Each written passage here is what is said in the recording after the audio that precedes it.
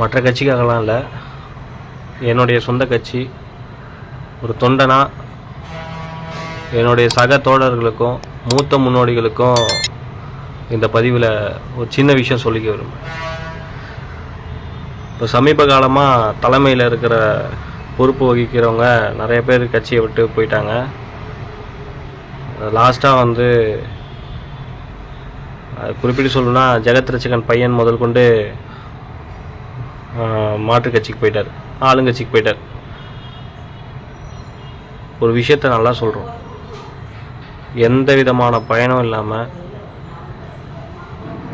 ரொம்ப கஷ்டப்பட்டு எவ்வளவோ அவமானங்கள் பட்டு ஆட்சிக்கு முன்னாடி 10 வருஷம் எவ்வளோ பிரச்சனைகள், எவ்வளோ ஆர்ப்பாட்டம், எவ்வளோ போராட்டம் இதெல்லாம் கலந்துக்கிட்டு வீடு வாசல் எல்லாத்தையும் மறந்து மக்கள் பணி செஞ்சு அவ்வளோ போராட்டங்கள் சந்தித்தோம்.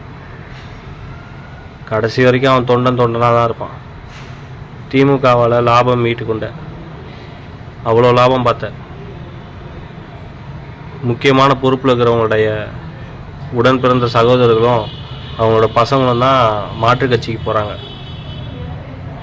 இதில் மாவட்ட கழக செயலாளர்கள்லாம் திடீர்னு கட்சிக்கு வராங்க. அவனை தூக்கி மாடுச்சார் என்ன பண்ணுறாரு, ஒரு நல்ல பொறுப்பு போட்டு விட்டுறாரு. ஏற்கனவே கொடி பிடிச்சிருந்தவன் கொடி பிடிச்சினே தான் இருக்கான். நீ இது என்றைக்கு மாறப்போகுதுன்னு தெரில. அவ்வப்போது ஏதாவது செவி வழியாக மாவட்டம் பிரிக்க போகிறாங்க, இதுக்கப்புறம் தலைவர் தொண்டர்களுக்கு முக்கிய பதவி கொடுக்க போகிறார், பொறுப்பு கொடுக்க போகிறாரெல்லாம் சொல்லிட்டாங்க.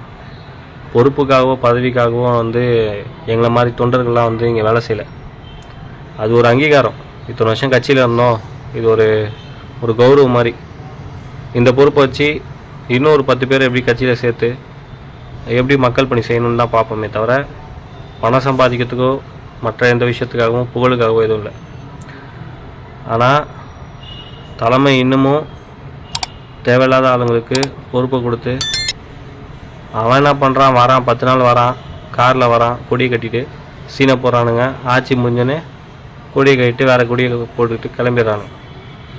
தயவுசெய்து சொல்கிறேன், தலைமை தயவுசெய்து மாற்றிக்கணும். என்றைக்கு தலைமை தொண்டனை நம்புதோ அன்றைக்கி தான் கட்சி வளர்ச்சி பெறும். கடந்த தேர்தலில் தோற்றதுக்கு காரணமே உட்கட்சி பூசல் தான். அதுதான் முக்கியமே. இவன் அவனை குறை சொல்கிறது, அவன் இவனை குறை சொல்கிறது, போஸ்டிங்காக அடிச்சுக்கிறது ரொம்ப மோசமாக கேவலமாக போயிட்டுருக்கு.